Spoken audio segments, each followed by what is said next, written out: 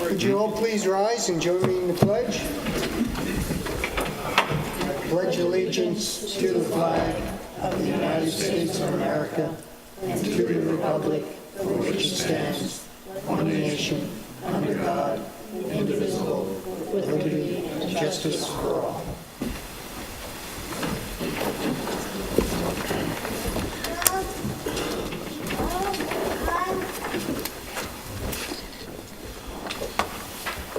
I welcome you all to the January 11th meeting of the Board of Trustees.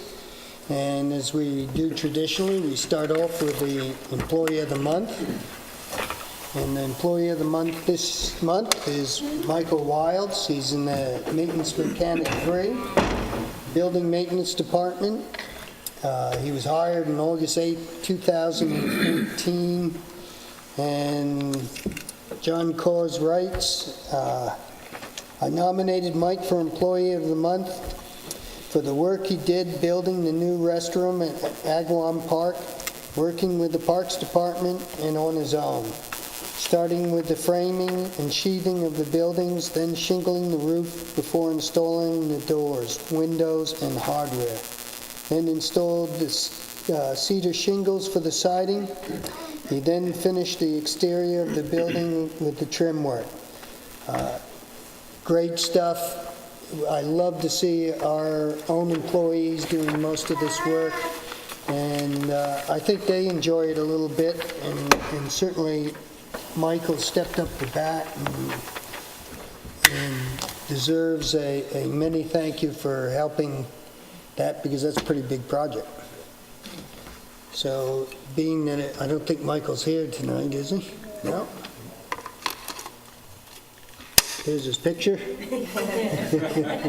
So you know what he looks like. And there's the plaque he'll be receiving. And personally, I say thank you.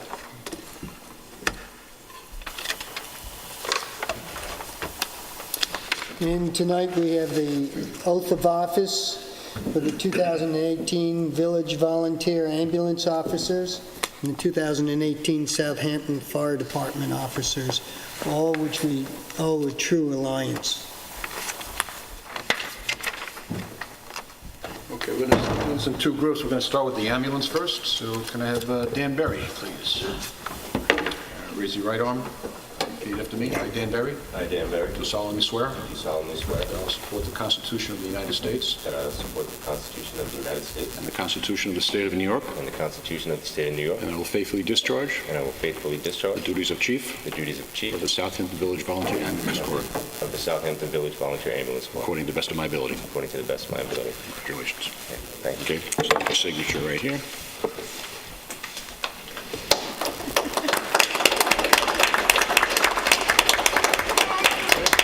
Chris?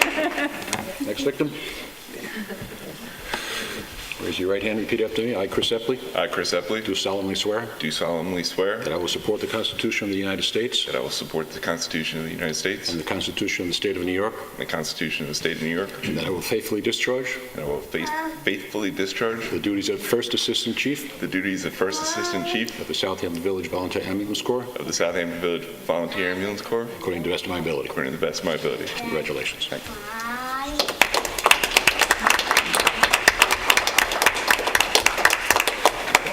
Shane's. Raise your right hand, repeat after me. I, Shane Finnecaro. I, Shane Finnecaro, Do solemnly swear. do solemnly swear That I will support the Constitution of the United States. that I will support the Constitution of the United And the States, Constitution of the State of New York. the Constitution of the State of New York. And that I will faithfully discharge I will faithfully the discharge duties of Second Assistant Chief duties of Second Assistant Chief of the Southampton Village Volunteer Ambulance Corps. the Southampton Village Volunteer Ambulance Corps According to the best of my ability. according to the best of my ability. Congratulations.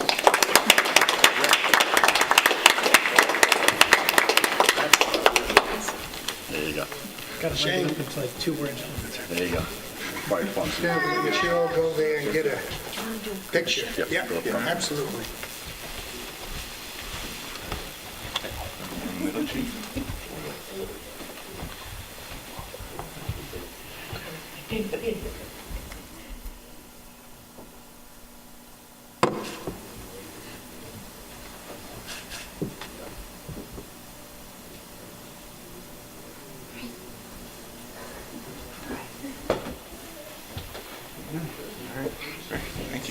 Thank you, guys. All your work is much appreciated. Dan's entourage is here. Make some space for everybody else. There you They don't look like it.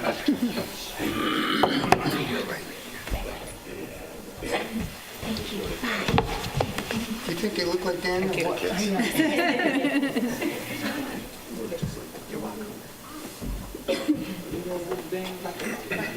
All right, Chris, roll them in. All right, Rude. Come on, guys.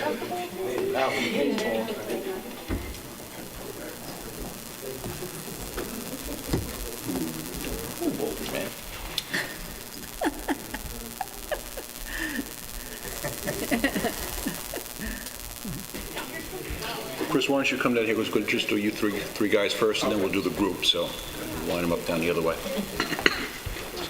I know there's more of you out there. Come on. There's a few. Of course you got it. Too many.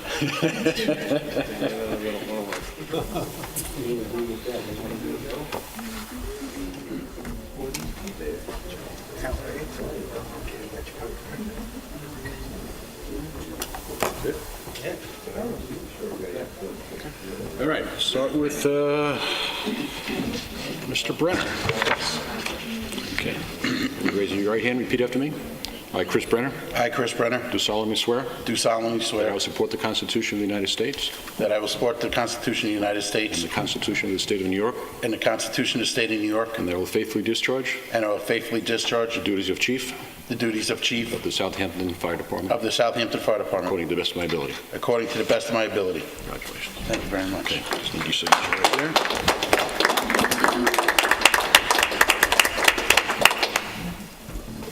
There you go. Thank you. Mr. Tony. Was he sure? What's that? Was he sure? Yeah, I think so. No, the ink's dry, so. Raise your right hand. I, Anthony Stevens, I, Anthony Stevens, do solemnly swear do solemnly swear that I will support the Constitution of the United States that I will support the Constitution of the United and the States Constitution of the State of New York, and the Constitution of the State of New York, and I will faithfully discharge and I will faithfully the discharge duties of First Assistant Chief the duties of First Assistant Chief of the Southampton Fire of Department the Southampton Fire Department according to the best of my ability. according to the best of my abilities. Congratulations. Thank you, sir.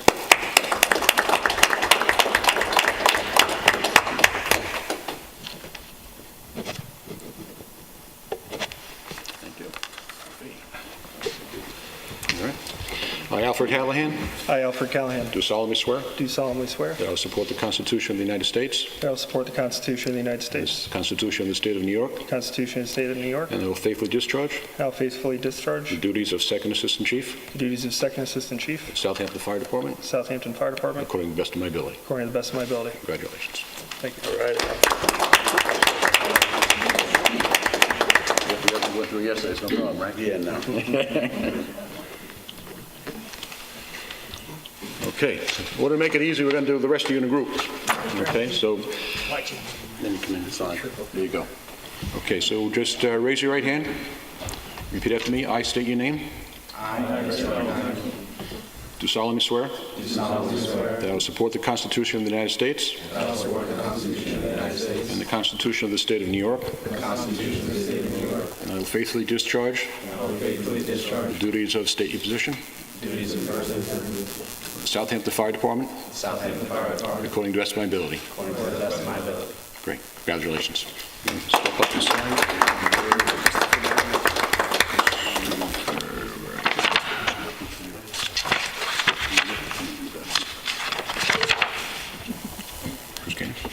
There you go. Right here? Yep. Terrific. Thank you. Thank you.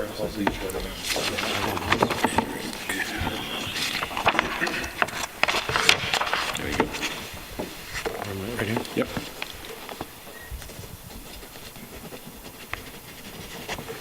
Okay. Keith Ellison, I know the company.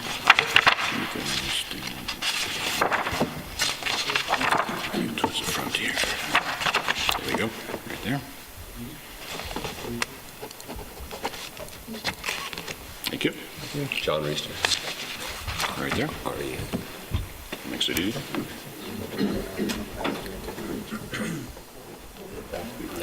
John Smith. And you were who? John Smith. Changing that identity again, huh? Yeah. Thanks. Tara? Yep. Did you tell?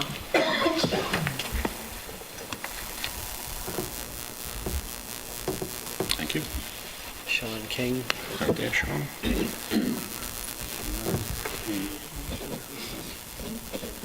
Need my glasses. Take them off. Eddie, you're right below. Right there.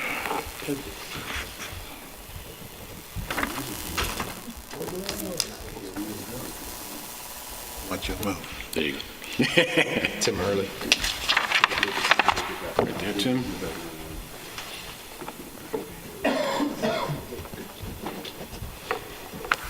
Thank you. Constantine Villadita. Right there.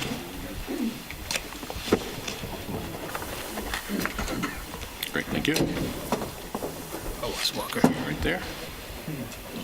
Yep, perfect. Nice. So nice. I know. I don't want to see how she get mad. Thank you. Now the last one? That's it. Okay. Some shots? Yeah, let's get some shots.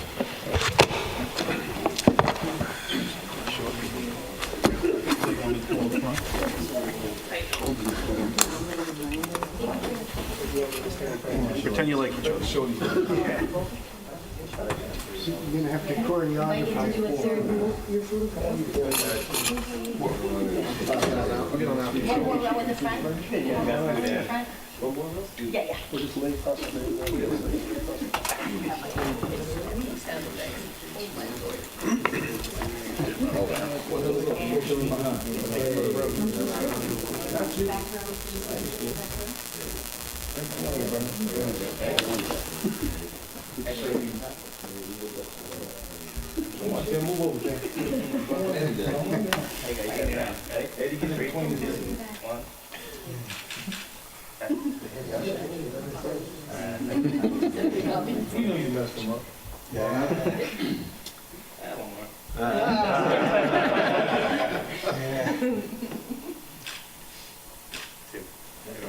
Can we convey bartend copies for our wall? Guys, thank you. Thank you for your service. Thank you. Thank you for your service.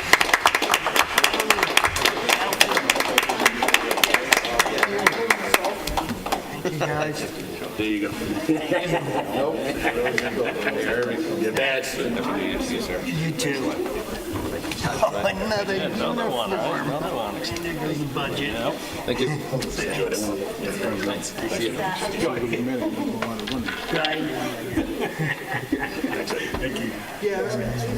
later, man.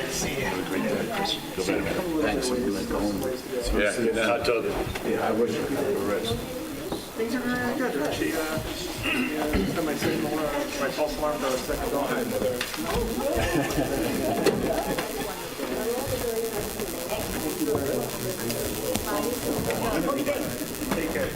I gained weight over Christmas, but not that much. No. You do lose quite a bit, so. We all got to think about those guys from time to time because to leave in the middle of a dinner for an emergency or to leave family members and stuff is a pretty big burden. And they're such a good group of guys. They worked so well over this past storm, whether or not they were providing assistance or they were helping people. It is just a great community thing to see, and it's a really good bunch of guys. And I thank them all. Moving along, we got public comment, which I don't believe anybody signed up, but if you'd like to come up front and make a comment, great. Anybody? No takers? Okay, so we move on to board presentations. We got a couple of things here, and I'll just start off with the first one, which is Agawam Park improvements. Nancy McGann has been working so diligently on this, and Working out with me. well, yeah, but you've been certainly leading the way. And to me, it's a great thing, because one thing that I always see in Southampton, I've always wanted to do, is give back more to the public. a lot of other areas you go in, it's whether or not there's walkways or there's things for general recreational use for the public. And we have two great opportunities here with the help of CPF. We have the old Dosher property, and we have the property up on Moses Lane. And both of those, I feel, if we do it right, we can give back something to all the residents of Southampton, both young and youth, and an older group with vistas and walkways and tennis courts, and we're even looking at some bocce courts.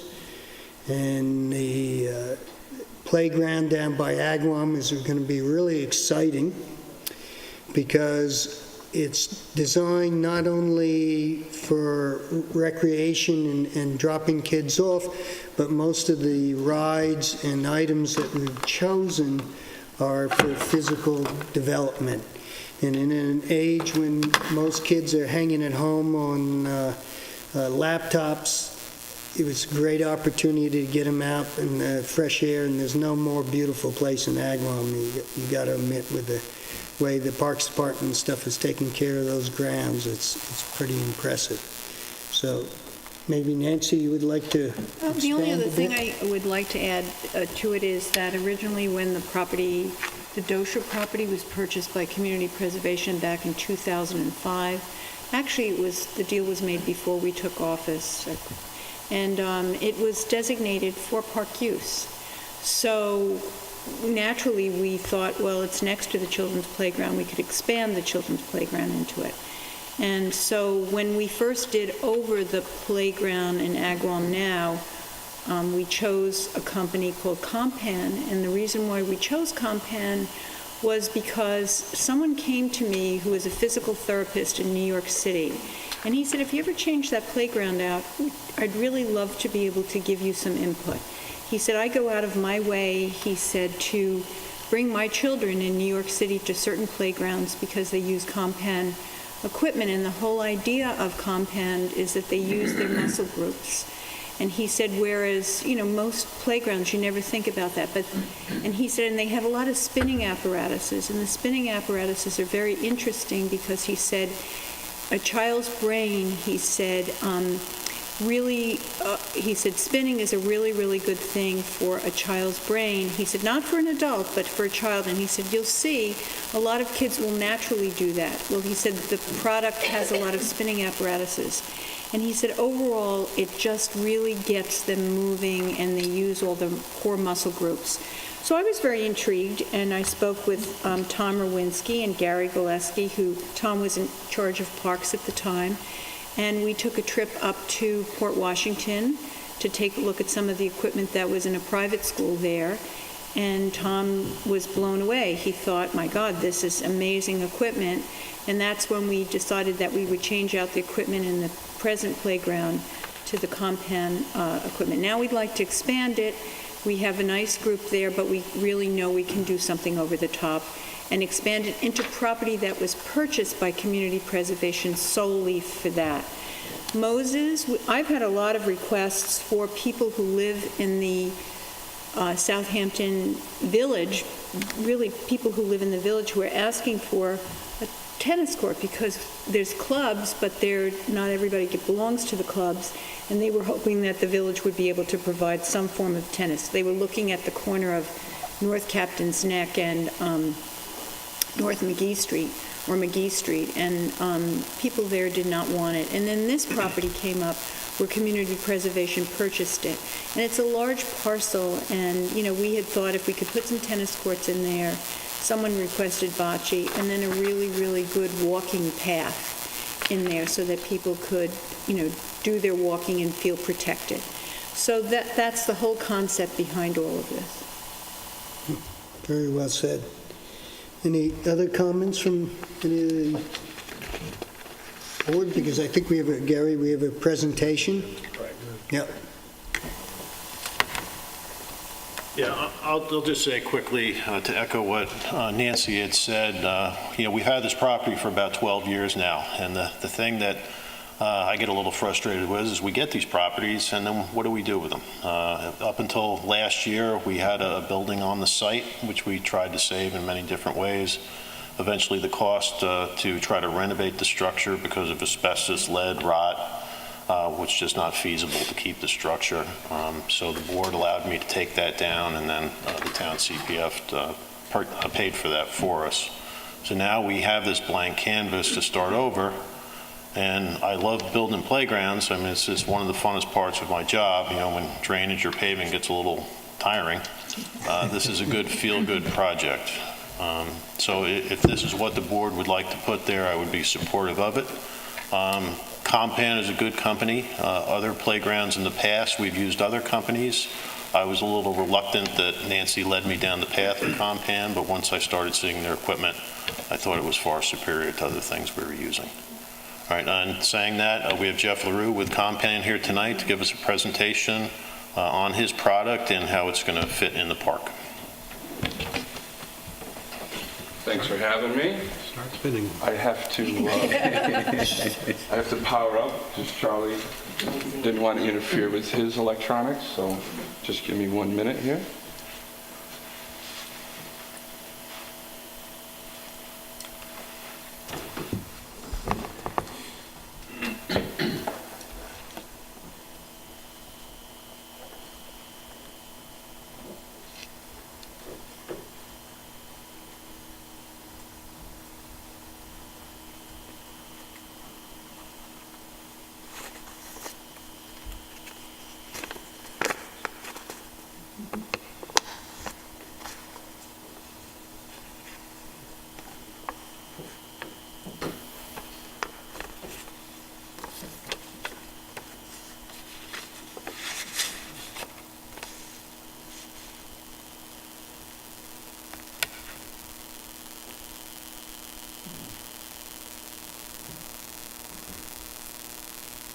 It's just a teaser right there. You can see it. Let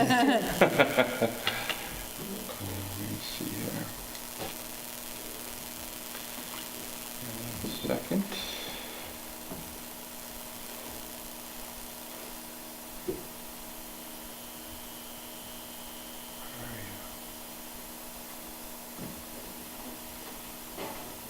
There we go.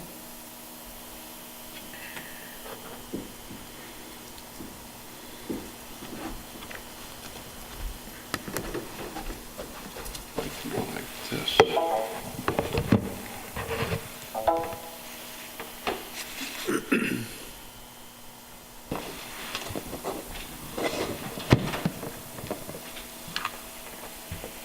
Physically fit Compan girls.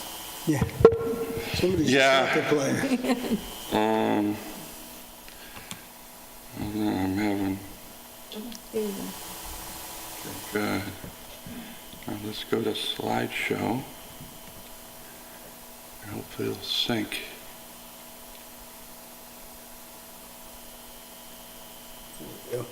Okay, good. All right, again, thank you for having me. My name is Jeff LaRue. Been with Compan Playgrounds for about 15 years. I have an older brother that's been in the playground business for about 20 years. And Compan's really exciting company to work for. It's changing. It's growing so fast, and we are the true providers of really unique play equipment. We have engineers on staff and child psychologists and designers that team up to create a lot of this play events. So I just put a few slides together. That's Mr. Linhart, our founder. He founded the company back in 1970. He was an artist, a sculpturist, and actually in Copenhagen, and teamed up with a child psychologist to start creating some of the most really unique playgrounds in the world. This is the Cloud. I don't know what that is, but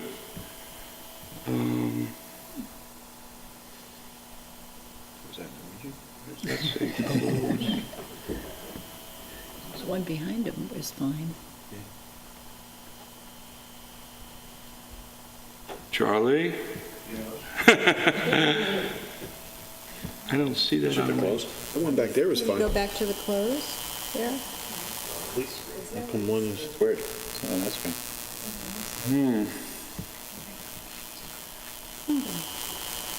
Did you do counselor?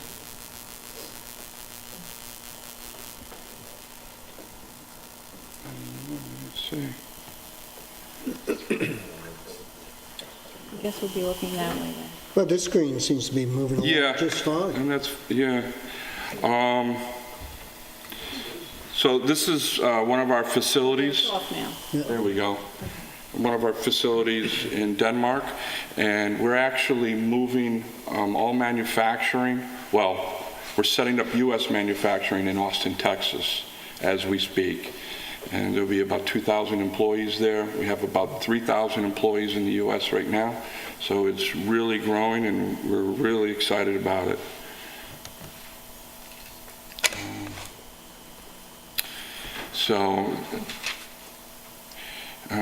Really, Compan was founded on three basic functions: learning. Children need to learn on the playground.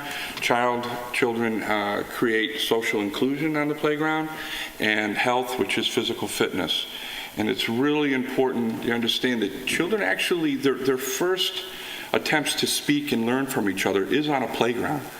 And so Compan took that concept, created this basic, this wheel, if you will, and these three components are really what we've stand by for many years. We have designers, safety engineers, child psychologists that all team up and actually create these models. Most of them are put up well in advance. Sometimes a structure might take a year or 2 years to design before it actually is put into the market. We have a Compan Play Institute. We actually have a daycare center on the manufacturing site, which is real, and the children actually test the equipment. And I've been very lucky. I've been able to visit, which is great. We're really a multi-generational company, from toddlers to teens to adult fitness. So we have about over a dozen different product lines.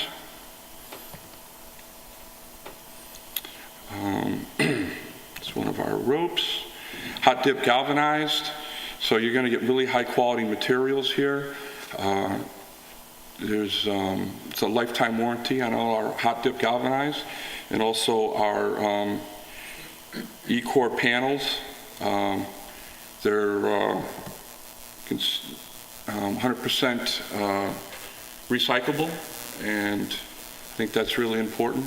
Here we got aluminum die casting, so really high quality products. And as you know, Agron Park we did about 7 or 8 years ago, and it's still in pretty good shape, and we're real proud of it. Those are the new E-core panels. There is a couple net structures in there. Some of the best nets in the world come from Berlin, and these are titanium brackets, and this polyester is actually fused electrically on the cables, so it's not going to fray. It's got a great warranty. I just want to say one thing, that where that's used, or at least this is the way I look at it, the cables, it's like the modern day monkey bars. Kids climb on that the way kids used to climb on metal. Correct. To climb up a monkey bars, and they've come up with lots of climbing apparatuses that include those ropes, and they're beautiful to look at, I think, and they get them to a point where they can either go down a slide or they, Correct. You'll see. Multiple colors, Yeah. which is kind of neat. Textures, especially young children, they want to touch different types of textures, and it's a little softer, so it's important. I think it's a good point. That's our patent on that C-clamp. Spinning activities, really important. You know, we have spikers and supernovas and spinner bowls. Many are on site now. We're going to be adding additional spinning equipment. And spinner bowls especially, spinning helps develop the inner ear, which is pretty interesting factor. So that's important. curly climbers, a lot of stainless steel in the products, really good warranties. Enhanced safety features, which is real important. We're ASTM compliant and IPMA compliant, so you'll get all your insurances on that.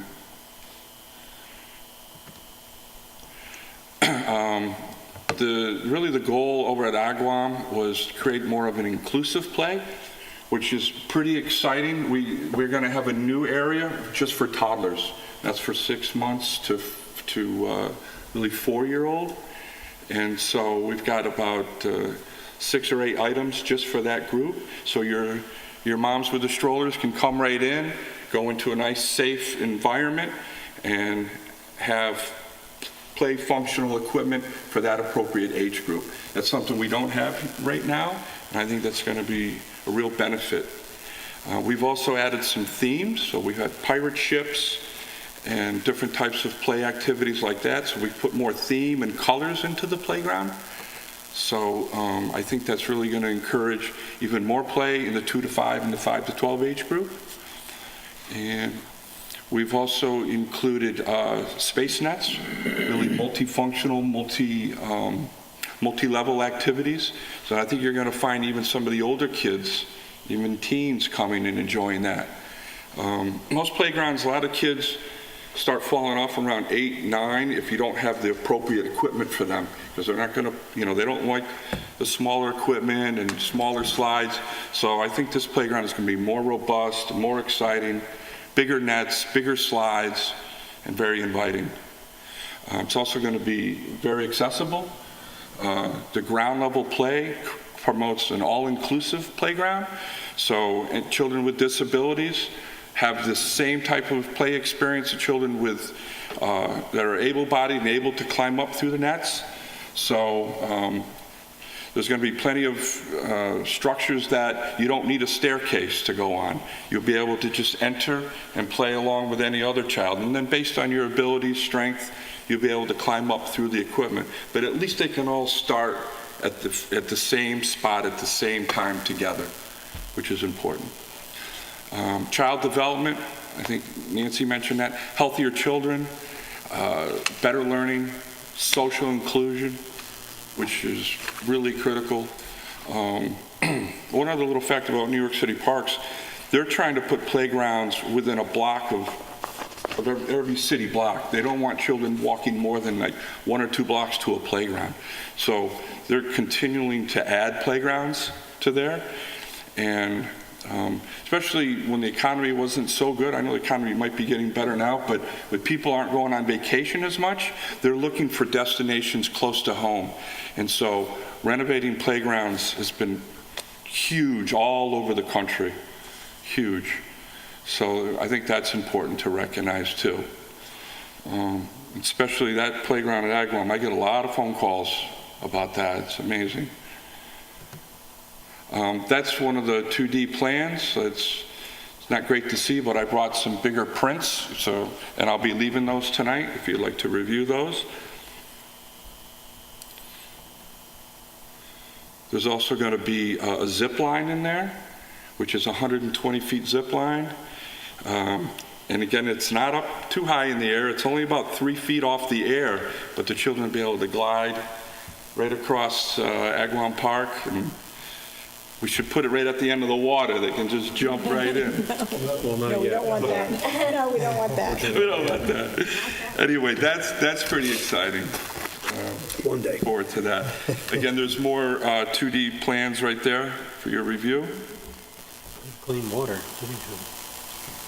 So that's a list of all the equipment. We have a new ocean dome. It'll be maybe the first one in the U.S. It's brand new.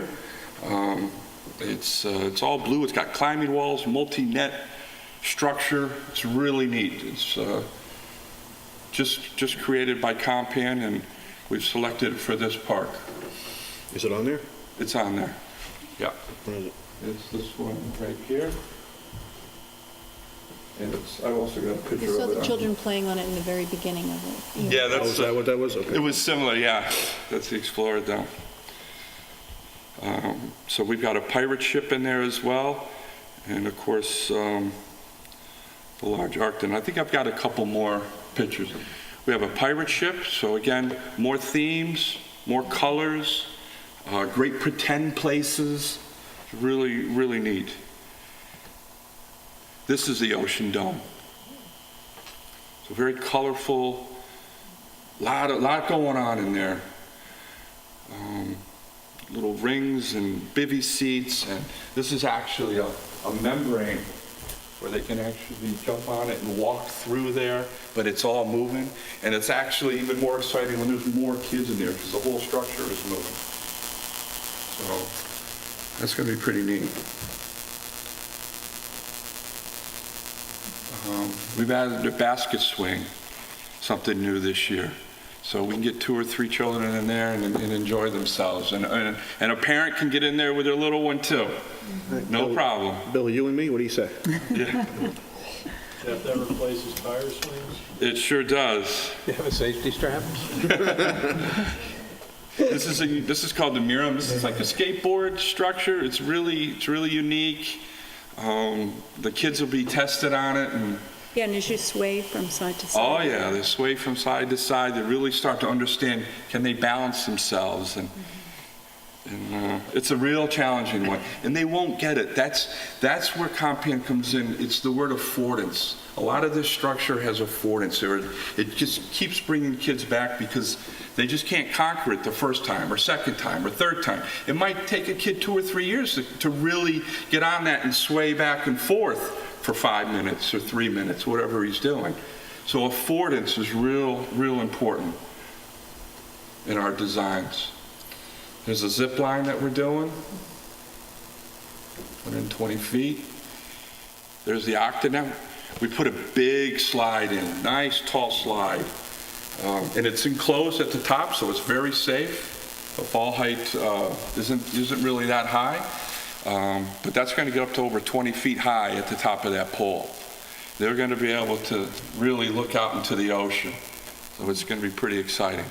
Again, that crow's nest up there is all enclosed, so it's not like you could fall out of it or anything. There's just going to be one exit out to the slide, and the slide is enclosed. So again, very safe, but the thrill of just getting up there.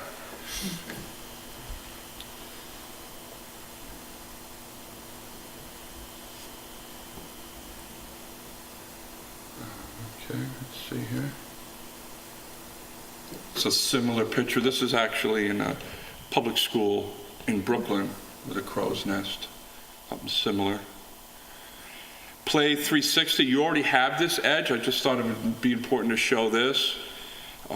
This is on the existing playground where staircases and rails don't mean anything. This equipment is actually designed, you can climb around it.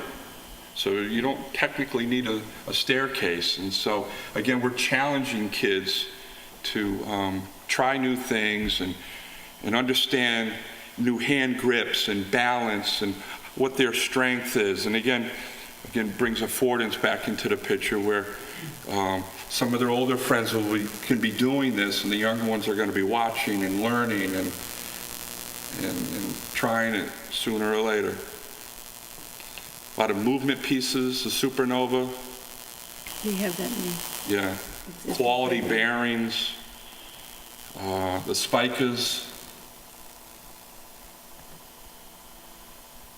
This is Galaxy. This is where Compan took stairs, platforms, barriers, rails out of the picture. We created this very transparent structure where there's no design of where do I enter or where do I exit. It's out of the equation. Here they can just enter and exit any way they want. It's very free, open play. Big seller in Compan.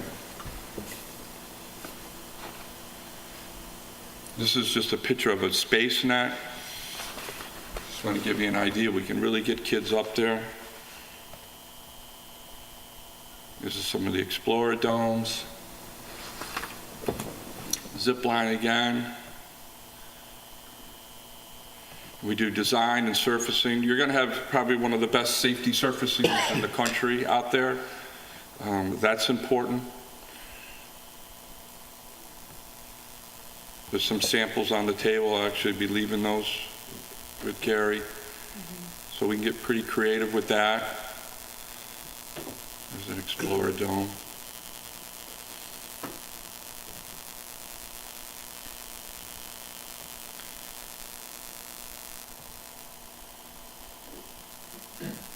So we have a global presence, as you can see.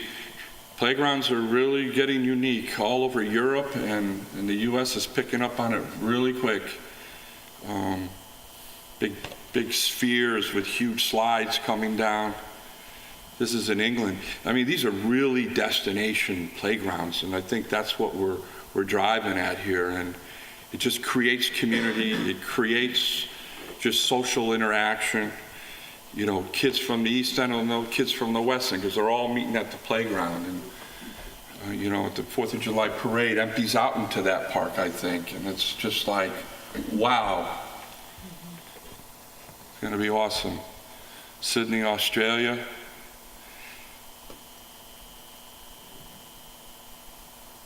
Eisenhower Park. That's probably the largest playground to date that I have. I think yours is going to surpass that. Some new creative things. Look at that. That looks like a lot of fun. In Sweden. That's all stainless steel, too. Wow. Rooftop playgrounds. Do a ton of those. Yeah, can you imagine? Skywalks. Good rolling. Those are pretty exciting. And then just some different concepts I just thought I'd throw in there. This is the LaFroix put a huge playground in Jersey City with me. That's more Play 360. Cute little hiding places for kids to talk and interact. And that's over at Hershey Park. They have a daycare center there.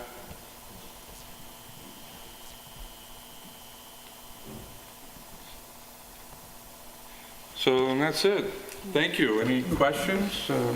Maybe you could just... Show the pieces that we're interested in. And maybe show the covering that we're going to put down, safety covering. Yeah, that's sort of There's just samples of few it. samples here. Maybe a couple here. Pass those.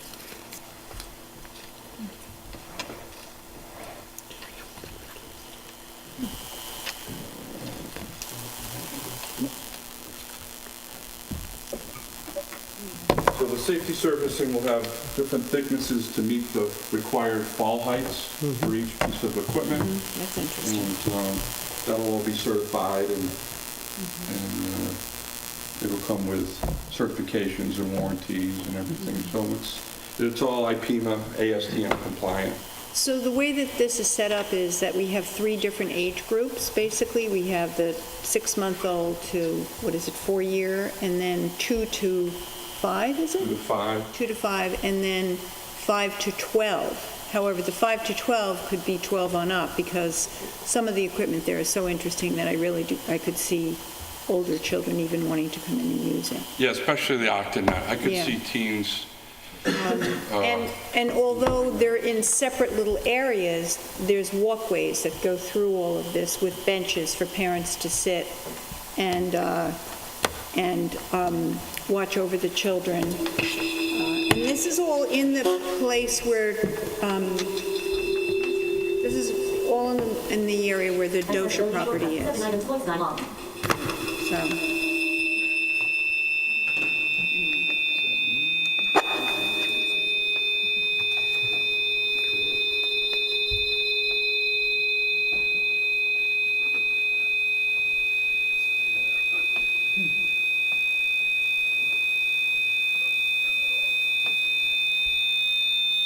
We went to the town because it had to be approved by the town before even presenting here, since their community preservation bought it and helped us take down the building. By the way, the building had to come down. It was part of the original negotiation that the Dosher house would have to come down, and they basically, we thought we could use it as a parks building since it was designated for parks, but they then told us we couldn't, so we really couldn't use that building for anything, and it just continued to deteriorate. And so at that point, we finally said, after 10 years of waiting for that, actually longer than that, 12 years, we finally made an arrangement with them for them to pay for us to take the building down. And then we would go in and prepare the property for all of this. I would like an installation in the spring so that we would have it up and running by the 4th of July. Be exciting. Yeah. Very. There's two things that we should bring up. One, Gary, with the help of Gary and the help of Mr. Wilds here and a lot of the other people involved in the village, most of the groundwork we're going to do ourselves. We're going to prep it, level it, get it ready, and I think we have to put down some gravel, is that correct? And that work we'll plan to do in-house. The purchasing and installation of the other items will be done outside, and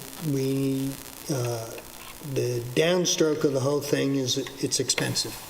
And that's why we're bringing it to the public, because I personally, and I think the rest of the board, would like to get feedback from the public on the project.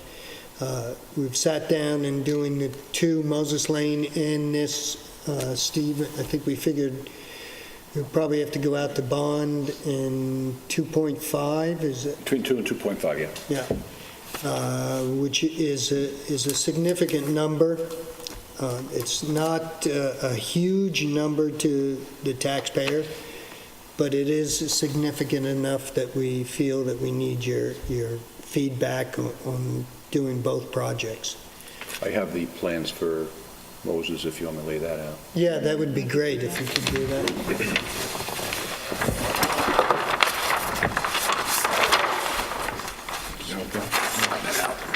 Take a picture of that. Just wanted to add before we move on to the next one that this project does also include a renovation of the existing playground surface. That over the years is starting to peel up, so that will all get completely redone.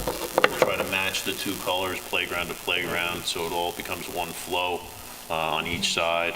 And also, what we do on top of that is we need to put in a berm. We need to be nice to the neighbors and screen out the neighbors by berm and or fence, as well as we need to put screening and plantings around the site, and also some fencing along the parking lot to make it a safe environment so the kids can't, run off on the people. And that's including. Correct. Gary, has that ground surface lasted as long as it was supposed to have, or is It's it? about 10 years. It's about right on average. We actually asked Jeff about that. What we're going to do on this one, should we move forward, is there is an extra coating that we can mix in, cost a little bit more money, but it will prolong the life of it, prolong the color. How much roughly? I mean, can you prolong the life of it? I would, yes. Well, I would say it's probably about at least 10 years. I think you'll get really solid 10 years out of it, and then really just depends on wear and tear and in use. The average cycle of a playground is about 15 years. So, but wear and tear really determines it at the end of the day. That's the material we just saw right there, correct? Pardon me? That's the material that we just saw that you... Yeah, that's correct. Yep, This is a different company than the company we used before, though. that's correct. This is, okay. Yeah. Yeah, I saw a couple different... And Compound is much happier with this company than the other company. absolutely. I saw one that said Duraplay, and one was another. Is that all of that, Duraplay? These So a are all couple different names. these are just colored samples, but Play Sites and Surfaces is really our main company right now. So we're real happy with them.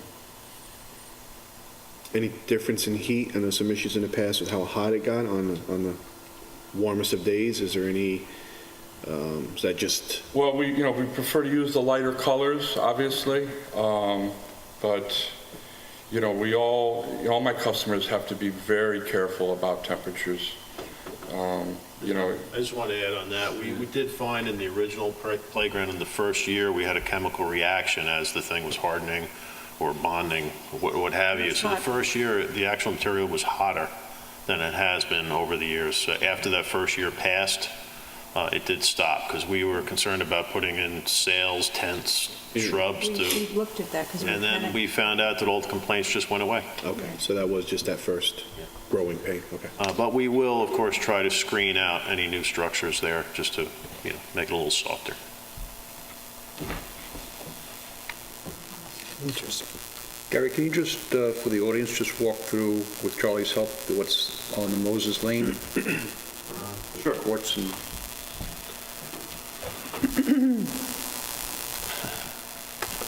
Okay, the other property, the Moses Lane property, Array's Design put together several designs for us. The latest one is showing 2 tennis courts and 2 bocce ball courts. We'll have an entrance off of Moses Lane, a little bit further to the west. We will try to use our forces to do a lot of the rough road going in. We'll bring a rough road through. We will put a berm along the railroad tracks that we would like to plant, either bringing material in or using some site trees, cedars that are there. Then what I just said, basically that whole setup will be 2 bocce ball courts, 2 tennis courts, and in addition to that will be a walking trail. Right now it's just a big open field, a lot of holes from where all shrubs were removed. We're going to have to go in there and just flatten that all out. And then we'll decide if we just turn it into a meadow with walking trails, or we let it go natural, get a little brushy for animals. In addition to that, in the far corner, we would probably put some sort of maintenance structure in there just for, equipment and materials to cover that. It's an 11-acre parcel, is it not? I believe so. Yeah. 11 and a half acres, I think.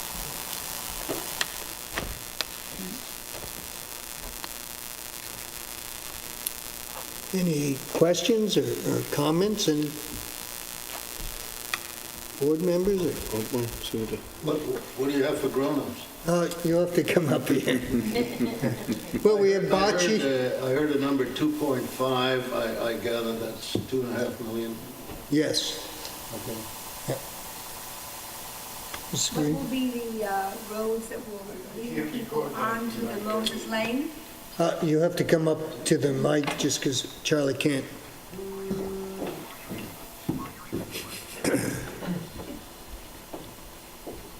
What will be the roads that will lead onto the property on Moses Lane, from where to where? Well, if you look there, can you see? Right. What are the names of the streets? That's what I want to know. Moses Lane. Okay, so people will have to go from Hill Street down Moses Lane to get to this? Yes. Okay. Yeah. And they'll have to come back the same way, is that what you're saying? Correct. Yes. Yeah. So people who live on Moses Lane might, Or they could go down Corrigan or any of those other side streets there. We'll get you there. I see, okay, thanks.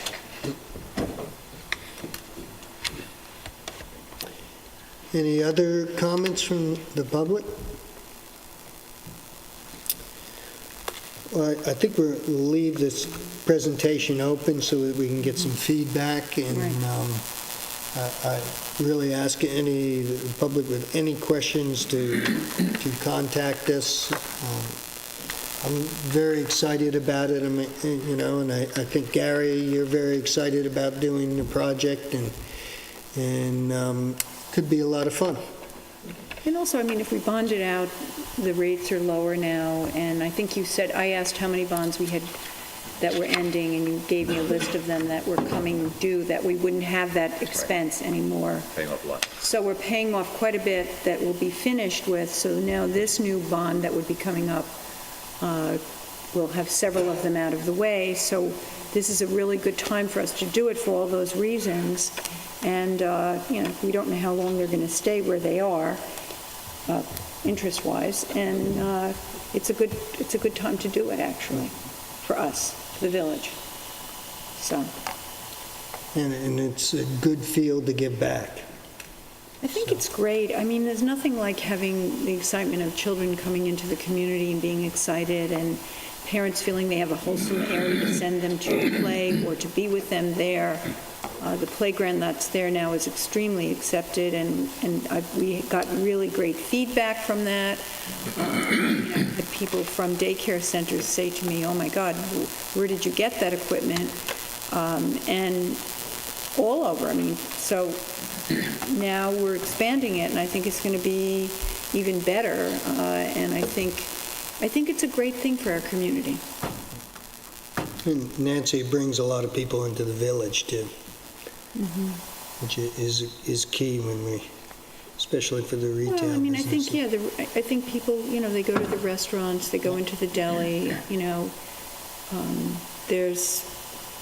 and then parents can shop if their kids are at the playground.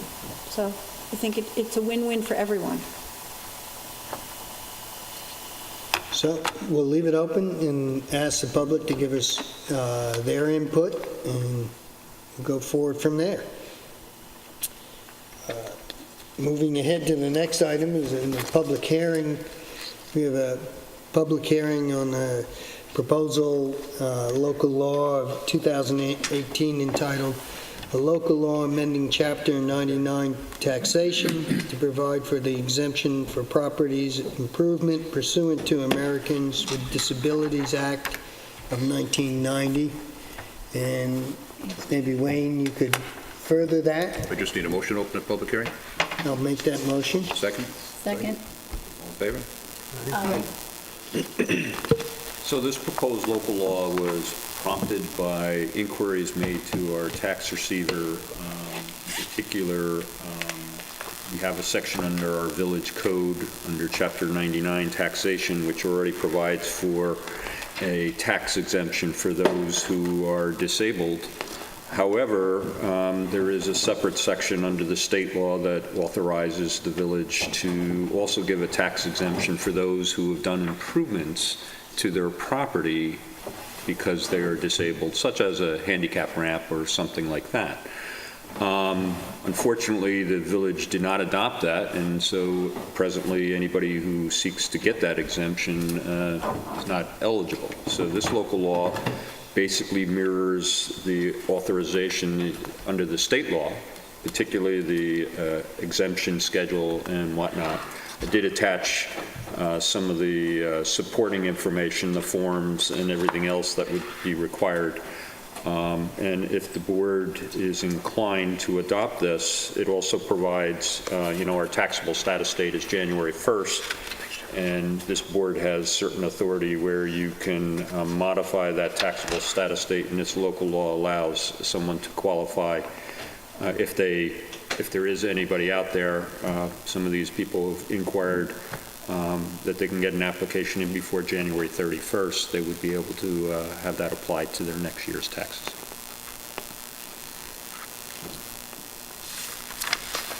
Discussion, any comments? No, Council covered it. Any comments from the public? So we can go ahead and make a motion on this to accept proposed local law. Well, you need to close the public hearing first. So I'll motion that we close the public hearing. Second? Second. All in favor? Aye. Aye. Aye. And then make a motion on the proposal of the local law, Notice of adoption, notice of adoption. which I have a draft of, and I'll provide the clerk. Okay, Basically in the same form, other than taking out the underlining. do we know what Authorizes number the that clerk is? to file that with the Secretary of State. Number 1 of 2018. One. Okay. Okay, so I have a motion to have a second, please. Second. A roll call vote. Trustee Ostremski? Aye. Trustee Allen? Aye. Mayor Irving? Aye. Trustee McCann? Aye. Trustee Hatcher? Aye.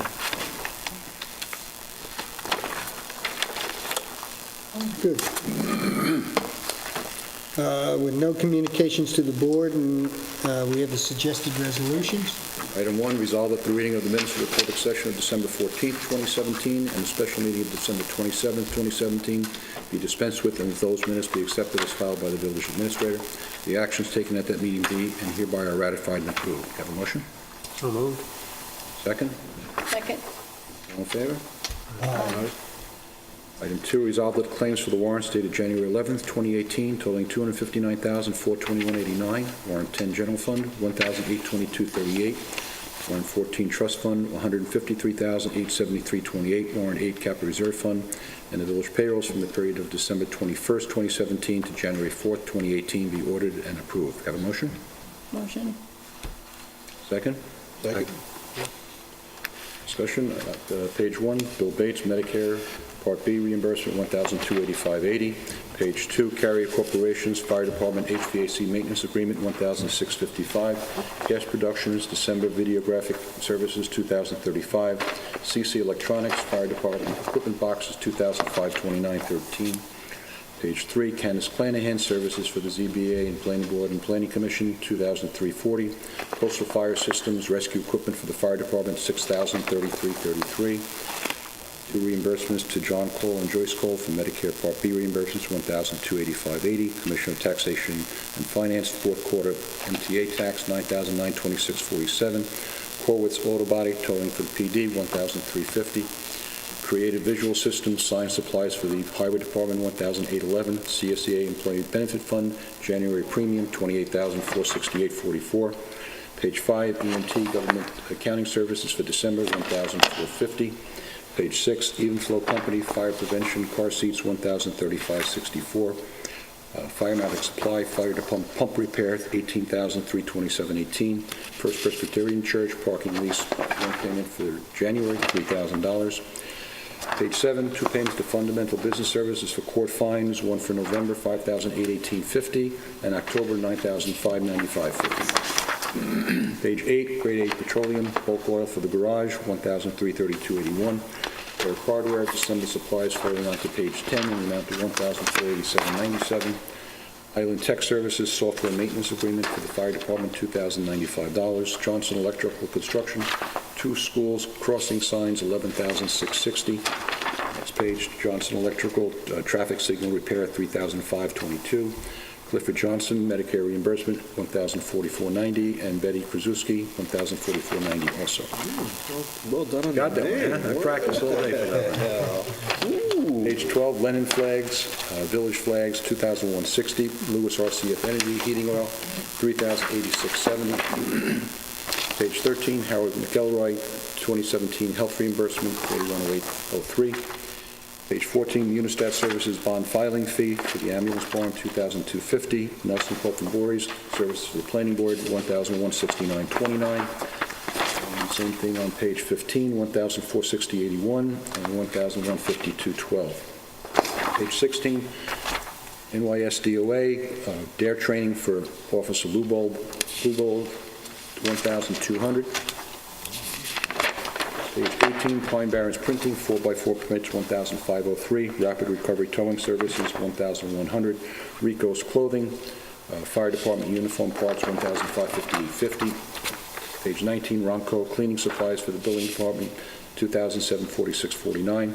Southampton Christmas Lights, repairs and new trees lightings in the village, $19,658.50. Sprague Operating Reserves, 3,571 gallons of gasoline, $6,267.46. Page 20, Squires and Pearson Septic Services for 25 Windmill, $1,500. Anthony Tohill, December legal fees, $2,650. Page 21, Town of Southampton, dumping fees, $10,087.20. Vehicle Tracking Solutions, GPS Services for December, $1,252.53. Page 22, Verizon Wireless December phone bill, $1,164.24, and Visa Life Ambulance Life Insurance Premium, $1,792.86. Page 23, Roy Wines III, Medicare reimbursement, $1,280.80. Next warrant is the trust warrant, Nelson Pope and Bories, $1,822.38. This is payment for the cell tower consulting. It's not expensive to the village. This is money that was fronted by Hemphill, who is trying to construct the tower. It's just being held in escrow. And the last warrant is the capital reserve warrant. Gabriella Truck Sales, $106,000 for the garbage truck. Pursuit Auto Emergency, PD Lights, $6,159.03. And Technical Event Kinetics, the final payment on the audio system over at SAC, $41,404.25. Further discussion? All in favor? Item 3, resolved that the sale of tax liens on all unpaid real property taxes for the fiscal year 2017-2018 will be held at 1:00 p.m. on Tuesday, March 13th, 2018, in the Boardroom, Municipal Building, 23 Main Street, Southampton, New York, and a notice to this effect be published in the official paper, the Southampton Press. Have a motion? Make the motion. Second? Second. All in favor? Aye. Resolved that the Board of Trustees hereby approves the hiring of Pablo Londano as a seasonal police officer at an hourly rate of $26. Have a motion? So moved. Second? All in favor? Aye. Last item, resolved that the Board of Trustees hereby approves the following payments from the Capital Reserve Fund, subject to permissive referendum. Gabriella Truck Sales, $106,310 from the Major Equipment Reserve. Pursuit Auto Emergency, $6,159.03 from the Major Equipment Reserve. And Technical Event Kinetics, $41,404.25 from the Facilities Reserve. Have a motion? Make the motion. Second? Second? All in favor? Just a couple of quick discussion items. All the, it's coming that time of year again, the 2019 budget is coming up. All the department heads have the worksheets, and they have all the operating reports through December 31st. So I'm asking them to prepare that work, those worksheets. Again, we do the zero-based budgeting from ground up. They'll review with all of you on your respective departments, and I just requesting them back by Friday, February 23rd. February 23rd. Yep. Okay. Okay. Next item is the Cooper's Beach. Nice to talk about that in 15-degree weather, but the concession's coming up again. So the ad is in the paper starting today for the next 3 weeks for an operator for the 2018 season. All right. And then we have 2 walk runs. One is a Strides for Life on Sunday, August 12th, 2018, which is a repeat from, how many years, Julie? Quite a few. The Lung Cancer Research Foundation.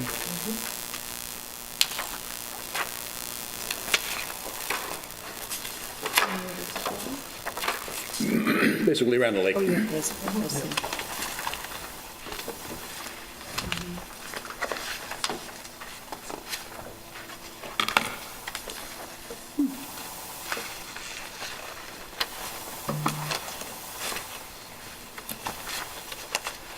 Again, I think it's something that we've done every year. Yeah, it's one of the regular ones in the lineup. Yeah.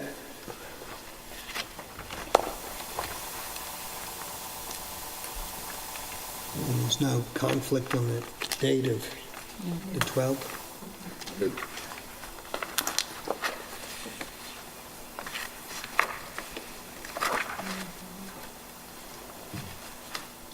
So we need a motion on that? Yep.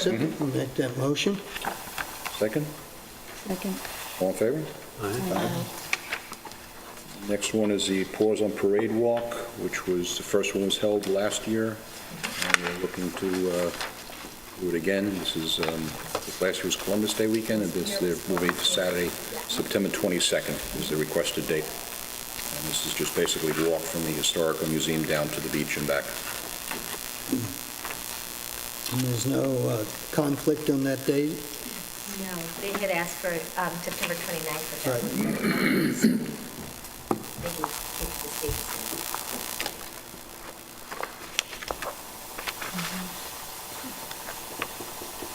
Looks like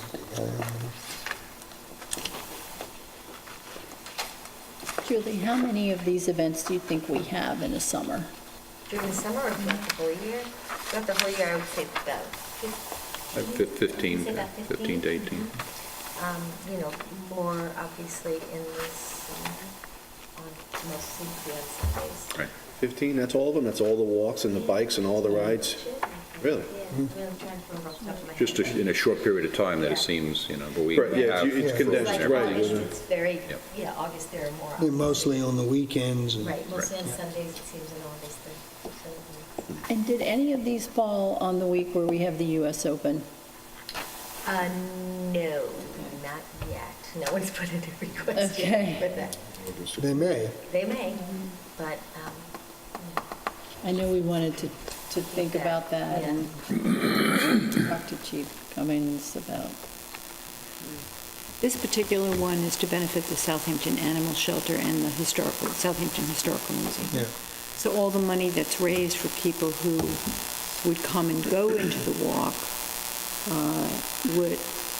goes to, it's all divvied up, there's sponsors, it's all divvied up.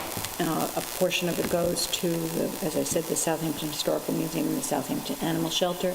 The Southampton Animal Shelter brought over a van last year with adoptable pets, which everybody loves to see. And it was a very good first event, I have to say.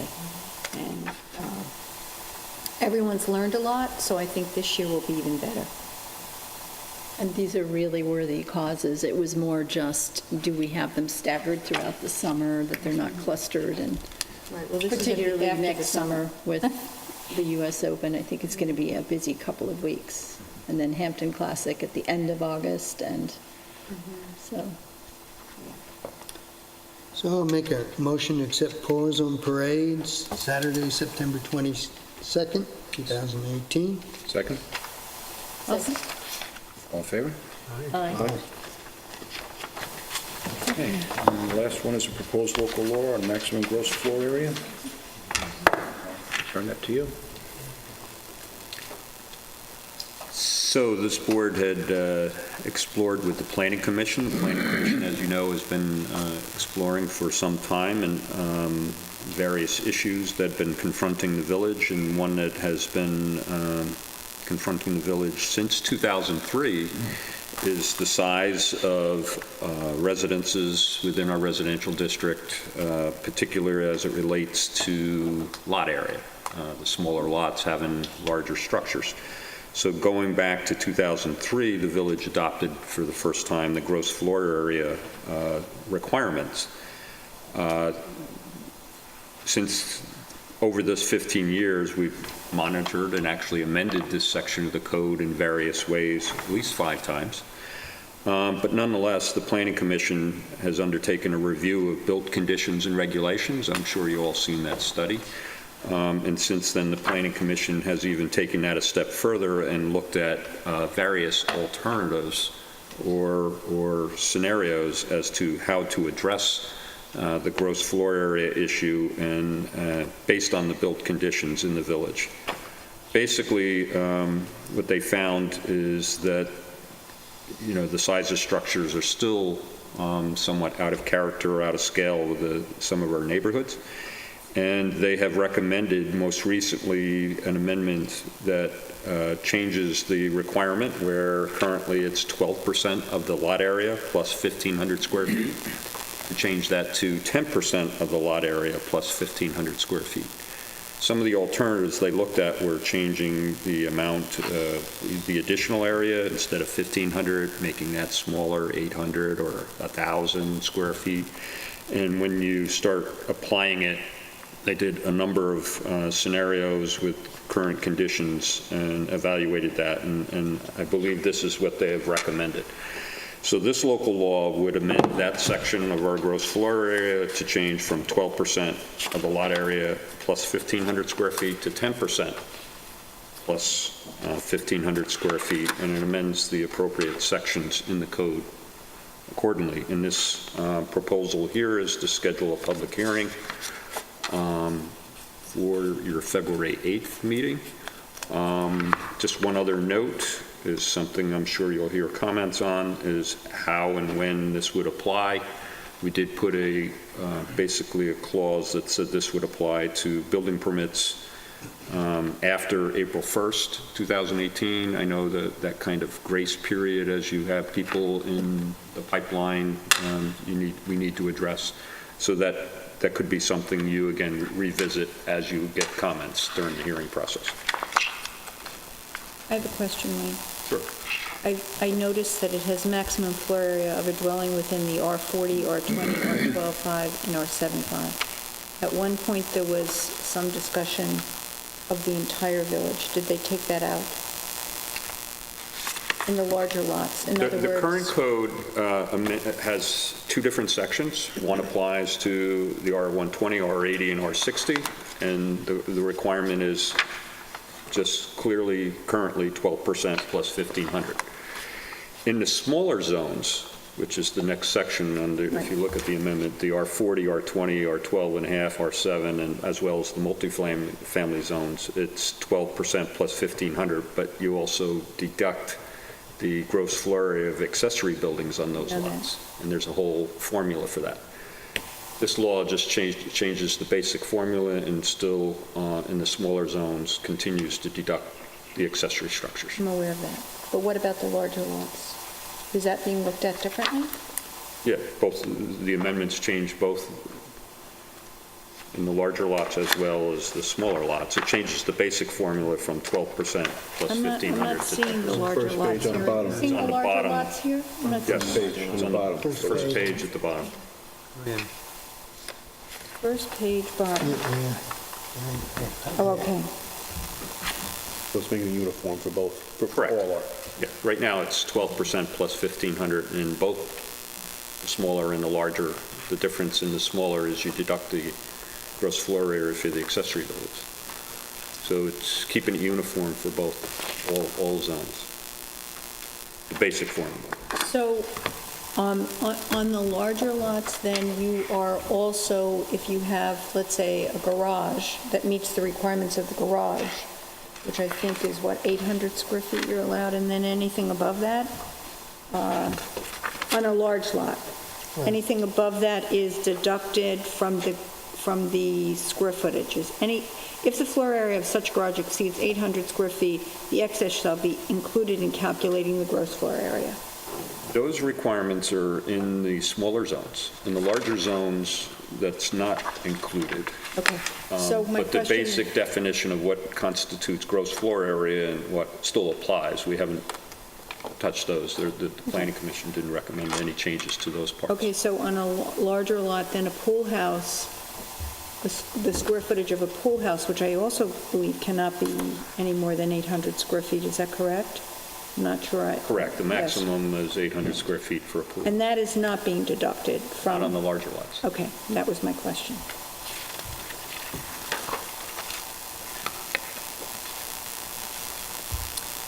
Any other comments?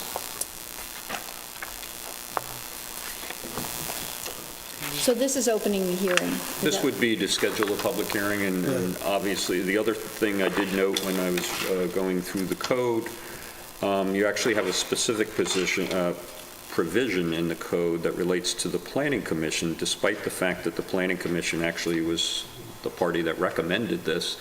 It actually requires, like the Suffolk County Planning Commission, it actually requires that you refer this to them to get a specific report. So I see Joe out there. I think that I just want to, we'll remind the Planning Commission that they'll need to actually actively give a recommendation on this proposed local law, even though they were the source of this recommendation in the first place. And that will be consistent on all zoning amendments, just for future reference. Is there a way that the Planning Commission can field questions prior to giving that presentation? That is totally up to them. As far as the report, that's advisory to you. That's all you need to move forward with your public hearing. Whether, I know the Planning Commission, however, has had several public meetings to discuss and debate these questions and what the alternatives were. So I think that they're probably well aware of what the public, that they certainly can hold more public debate, but certainly you will be having that debate as well. But as representatives of the constituents of the village, if there's any questions, it would be good for the Planning Commission to be aware. Absolutely, and they can share their findings in the study, even though that is something that's on the website and available for the public as well. Good.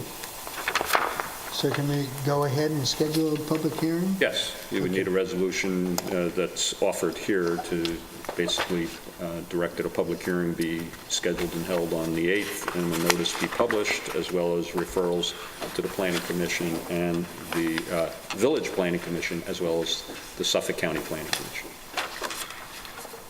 So I'll go ahead and make that motion. Second? Second. In favor? Aye.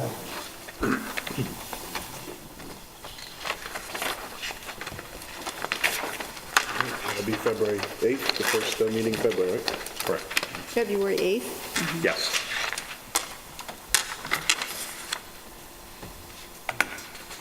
Okay, moving along, we have comments from board members. Trustee Uspensky. Just a couple things. One, I do want to thank all our departments last week. We were blessed with one hell of a storm, blizzard conditions, so I want to thank all of, first our DPW department, our Parks, Highway Department with all the constant plowing, which they're still doing and clearing away the piles on the streets. So, they were constantly working and working through the hours of the night. So I thank all our departments and our DPW for doing what they do, and I thank all our first responders, our fire department, our volunteer ambulance, which we swore in officers tonight, and our PD. During the course of the storm and the height of the storm, there were fire calls. There was a car fire down the road. So these guys, it's tough to battle these emergencies in normal conditions. In blizzard conditions, only exacerbates it. So again, I want to thank all our departments for stepping up and making sure everything was safe and the continued work they're doing to make sure in our village. And secondly, I just did want to touch quickly on all the park stuff here. It's funny, Gary mentioned something earlier.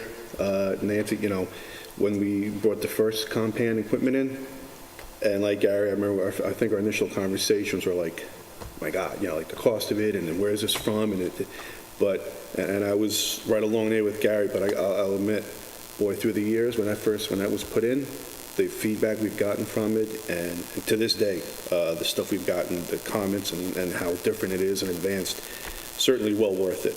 So, and I do thank you, Nancy, on that, because you are the parks person. Thank you, my friend who came to me. Well, I remember, our neighbor, down, My neighbor. I remember him. Lives in the city. Yes, I remember the conversations. So I do thank you guys for bringing that up. And as pointed out, it certainly doesn't come without a cost for the equipment. So with that, I just want to say we're bringing that to the public, and I appreciate that, and I do want public input because this is, as of recent, within the village just alone, not just on the East End, but certainly within the village, through CPF purchases and some current land, we've been blessed with some pretty good land opportunities to do some good things for the community, as the mayor pointed out, giving back. Somebody made a comment in the audience, what about the older people? So, I do believe that the two groups that are not served or underserved are certainly our elderly and our youth, meaning our teenage youth. Now, these parks and the apparatus really will cover a large part of what we already are taking care of. So I know I will say probably going forward with public input, there will be some from different people because input I've heard from, in particular, our SRO, which is our school resource officer.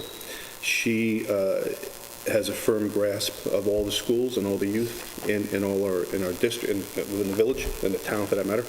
And there's been a lot of feedback with her and other police officers and so forth with all the youth organizers and coordinators and youth group leaders in the area. So as well as they want all this equipment too, recommendations that have come back through her and the groups and then through me are things for teens that, like a BMX park or skate park. And I know the second you mention those two things, already people start.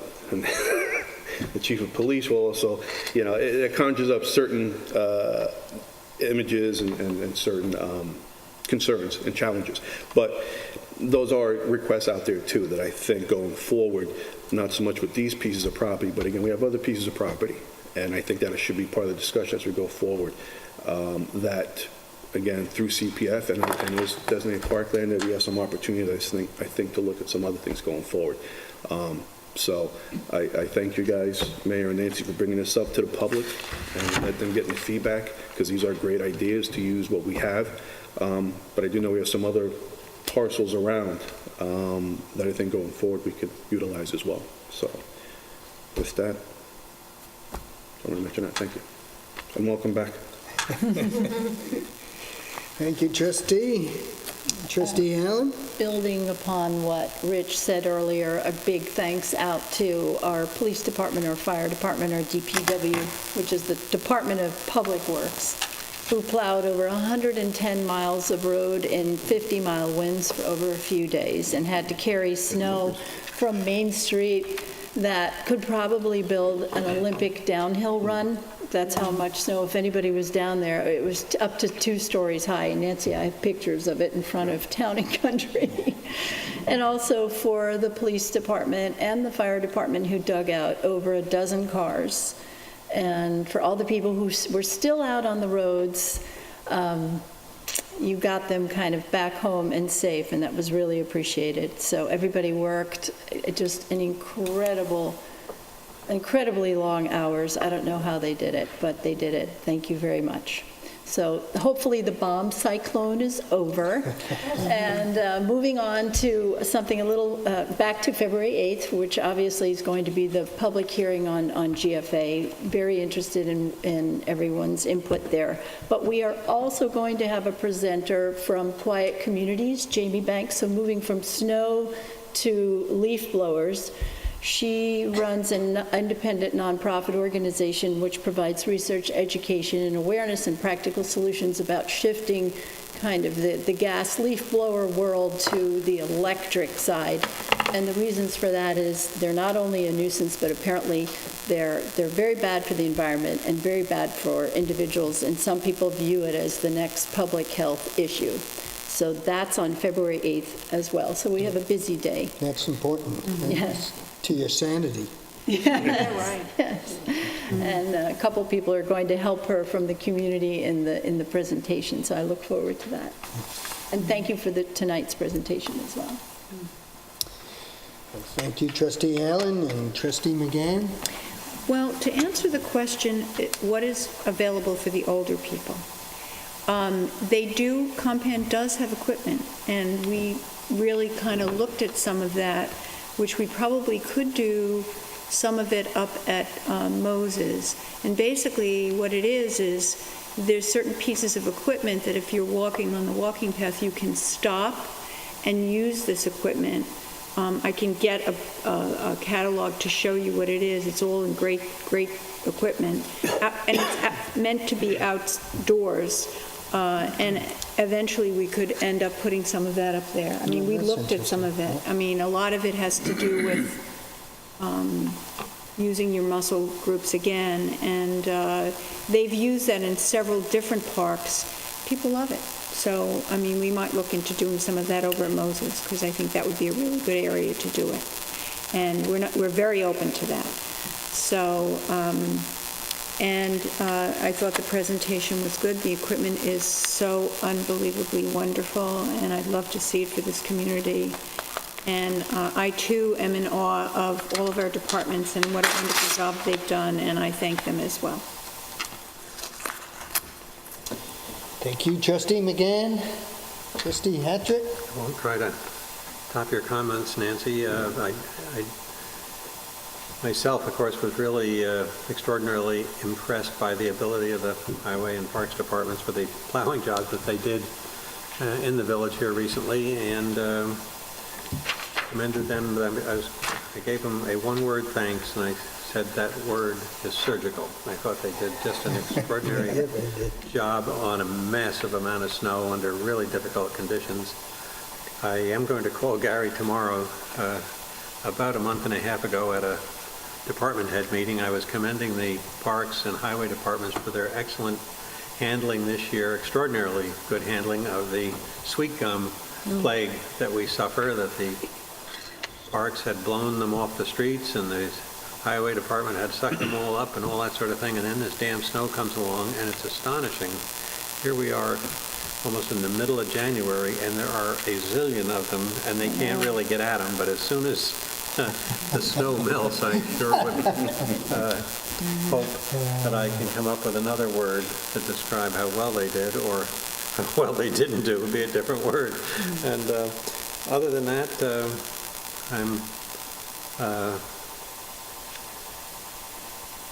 I have nothing left to say. Okay, Neil. Thank you. I've got a couple of things here. One, that's Storm Grayson was unbelievable, and unfortunately I was stuck in Salt Lake City Utah. For you. He has a new grandchild, though, that he had to see. That was was. a good, that was good. I was supposed to come out that day. And I didn't get back here until 3:30 in the morning on Sunday. Tell them about the luggage. No, the luggage in JFK, I'm sure you've seen on the news, was Terrible. just unbelievable. It was, the news didn't even cover it. But in any event, the Parks Department, the Highway Department, the Police Department, Fire, Buildings, all did a magnificent job. And I don't think they knew I was stuck in Salt Lake because they were sending me faxes and messages. And actually, Chris Brenner calls up on my phone and goes, "Can I pick you up and drive you around?" And really, the reason they didn't know I was here is thanks to Trustee Uskrimsky there, who took over the reins very efficiently and made sure everything was done, and I thank you for that. You did a great job. Thank you.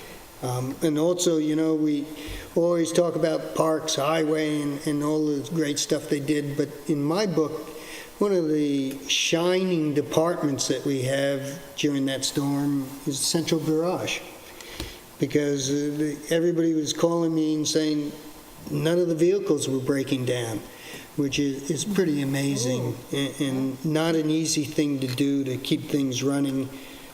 Take it from somebody who spends most of his life trying to keep things running for people. But in that, I thank them all. They did a great job, and I thank you, their Chief Cummings, for doing a great job. And it was a difficult, quite an amazing storm with that wind and stuff. On another note, we've been looking for a number of years, I guess about 3 years now, on trying to get coverage on all our beach areas and some of the blank coverage and cell phone coverage we have in the village. And we've been obviously looking, trying to figure out where a cell tower would go. We've been looking up at the police department would allow us to cover all of the village. I mean, one of my concerns is if we have a swimmer that's in distress out at Road D or out at the very inlet, it's sometimes very hard to communicate and get 911 coverage. So I guess it was Wednesday? Yesterday. It was Wednesday. There was a crane over there that we had put up the crane so we could see the height of what the tower would look like. It was high, pretty awesome. Maybe not something that you want, but for more information on it, there's a meeting coming up on the 23rd, and that will be, do we know a time? 5 o'clock. It's 5 o'clock. 5 o'clock. Meeting? 23rd. Well, they're going to do a presentation. Hempel's the one that's looking to construct the tower. They're going to come in on the 23rd with, the pictures. The test was done at 180, 160, and 120 feet heights. So they did a visual of those three heights, and they also tested the communication capabilities from that height. They took up a bucket with communication transmitting equipment in it, and then they had computer equipment in another vehicle that drove around the village in basically a half-mile radius, and they did go down to the beach at each of the heights to see, they obviously want to get the lowest height as possible to accomplish what they're trying to accomplish. So they're going to bring all that data in by the 23rd. They'll bring in pictures, they'll bring in samples of the type of towers that can go in. Obviously, aesthetics is a big issue in that area, but that'll be on 23rd, Tuesday the 23rd at 5 o'clock. Yeah, so definitely would like people here to field them some questions. As I understand it, it's going to be a mono tower. So it's not like, the towers you see where there's all these things growing off it. It's just a single tower. But your input as a public would be greatly appreciated. So we hope to see you there. And then on a sadder note, past couple of months, we've lost some really, what I think are great people in the village. And this morning, I got a phone call, Bill Fleming, which I don't know if any of you know, but he was an attorney in East Hampton, who's also a brother-in-law of mine, passed away this morning. He had a lot of input into politics in East Hampton. He was first a lawyer by trade, but he was really a politician by thought. For, I think, close to 30 years, he's had his TV show on LTV. So he was one of the first people with LTV, show that I've often gone on with him. He was just a big, gregarious guy that always carried on the conversation, and we certainly all will miss him. And I just wanted to make mention of that. So moving ahead, is there any other comments from the public? Mr. Green. You guys speak for just about everybody in the village. We thank you for all that you do for us.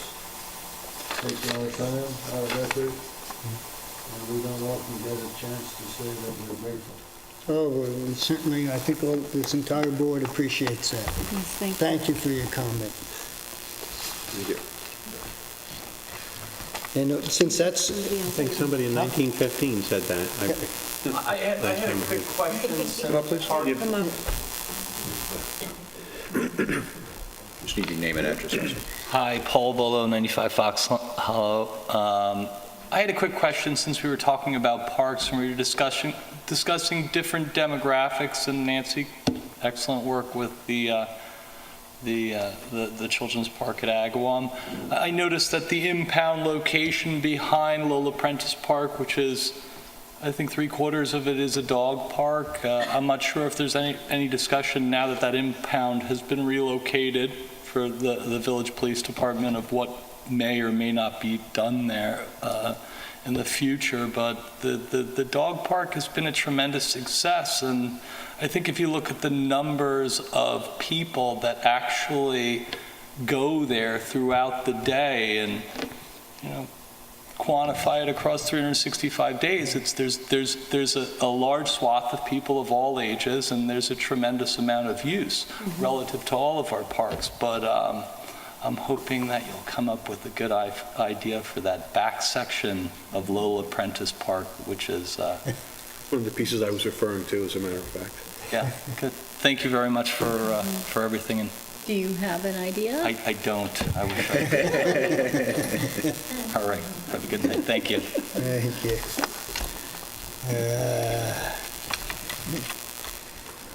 On that note, I make a motion to adjourn for executive session for the purpose of discussing legal matters and personnel matters involving village employees. Second? Second. All in favor? Aye.